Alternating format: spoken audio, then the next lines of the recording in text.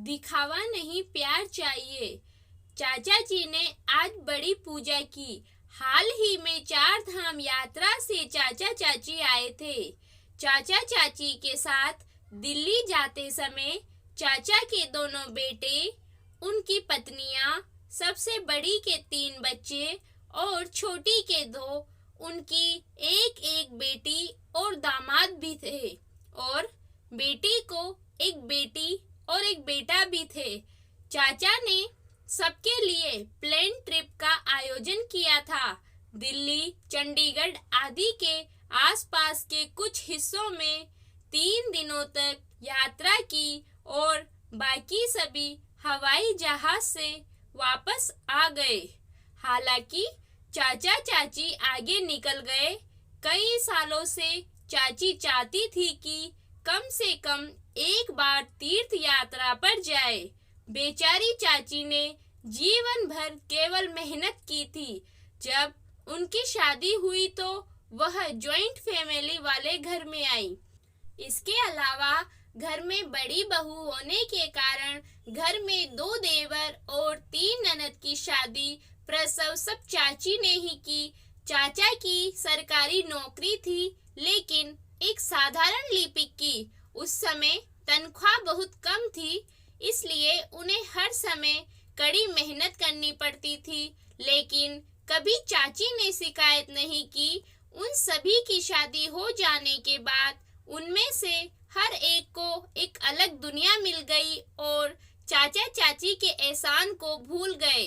इसके अलावा उनकी अपनी दुनिया भी फल फूल रही थी। तब खर्चा इतना था कि घूमने की तो बात ही दूर की। रिटायरमेंट के बाद मिले पैसों से और जीवन भर की बचत से 2 मंजिला मकान बनाया और 2 बच्चों के जीवन यापन की समस्या दूर हो गई। बड़े के पास काफी अच्छी नौकरी थी, लेकिन छोटे का ध्यान चंचल था और वह ज्यादा देर कहीं टिका नहीं। अंत में उसके चाचा ने उसे दुकान लगाने के लिए पैसे दिए। लड़कियों के लिए एक अच्छा घर देखने के बाद सब कुछ ठीक हो जाता है। हाल ही में यह पता चला कि गांव के पास उनके खेत को बांध दिया जाएगा और उन्हें सरकार से मुआवजे के रूप में पैसा मिलेगा।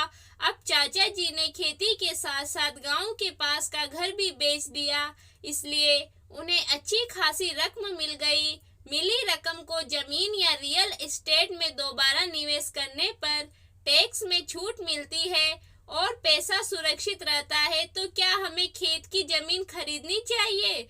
घर में रोज इसको लेकर चर्चा होती रहती।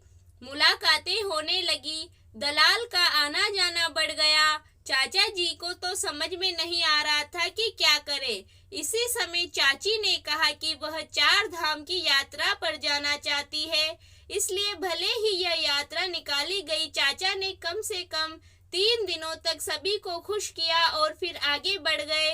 लेकिन जब तक वहां थे, बहन और भाई की दैनिक सलाह जारी रही। सबको डर था कि अब चाचा चाची न जाने कितना खर्च कर देंगे, हमारे लिए कुछ रखेंगे भी या नहीं।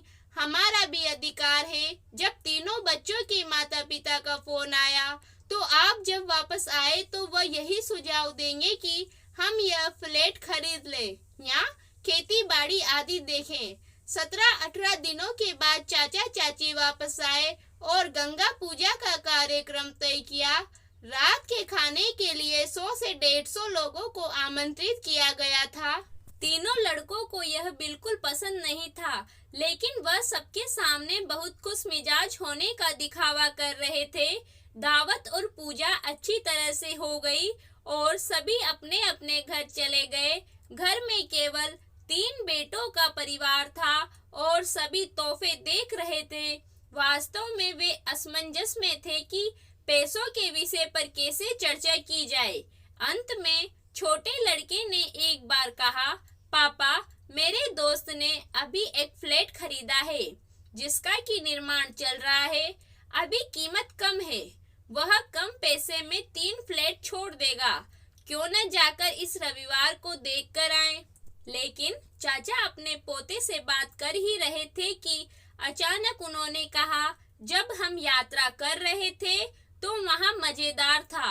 एक मंदिर में बहुत अच्छा उत्सव चल रहा था। रात का खाना चल रहा था, बहुत भीड़ थी और बहुत सारे व्यंजन पके हुए थे। उसी वक्त मंदिर पर भक्तों और श्रद्धालुओं ने नृत्य किया। मैं धीरे धीरे यह सोचकर आगे बढ़ रहा था कि मंदिर के दर्शन मिलेंगे या नहीं, लेकिन कमरा बिल्कुल खाली था। हर कोई बाहर था और भगवान और मैं कमरे में अकेले थे और देवता मुझसे बोलने लगे। उतने में बड़ा बेटा गुस्से से बोला, पापा, राजू जो कह रहा है क्या आप सुन रहे हो? लेकिन पापा ने इस बात को पूरी तरह से अनसुना कर दिया और बात करते रहे। भगवान ने कहा कि देखो सुंदर, ये मेरे नाम पर उत्सव है, पर मौज सबकी है। सुबह पूजा हो चुकी थी, फूल पत्ते पानी मुझ पर रखे, अब वह फूल पत्ते सड़ रहे हैं, उसकी दुर्गंध फैल रही है, उसमें के कीड़े मुझ पर चल रहे हैं और अब इस गंदगी को कोई साफ नहीं करना चाहता। 5-6 बार आरती कर दी गई, लेकिन अब साउंड प्रोजेक्टर से भरपूर संगीत और कर्कश गाने बज रहे हैं। सब खाने पीने में लगे हैं, लेकिन मुझे भोग लगाना भूल गए। जैसे ही चाचा जी कुछ और कहने वाले थे, उतने में उनकी बेटी मिष्टी गुस्से में बोली, क्या फालतू की बातें कर रहे हो पापा? पापा आप व्यस्त नहीं हैं, लेकिन हम इतने काम में इतने व्यस्त होते हुए भी आपके लिए आए हैं और आपकी ये क्या बकवास चल रही है? हालांकि इस बात चाचा जी बोले, फालतू, मैं बकवास नहीं कर रहा हूँ। जो कुछ भी कह रहा हूँ मैं आपको सच कह रहा हूँ। आप हमारे लिए नहीं बल्कि सिर्फ पैसों की सेवा करने आए हैं। जब हम यात्रा कर रहे थे तो हर कोई मुझे अलग अलग योजनाएं बता रहा था, लेकिन आप में से एक ने भी हमारे स्वास्थ्य के बारे में नहीं पूछा। हम क्या खा रहे हैं, कहाँ जा रहे हैं और हम कहाँ रह रहे हैं, आपने पूछताछ भी नहीं की।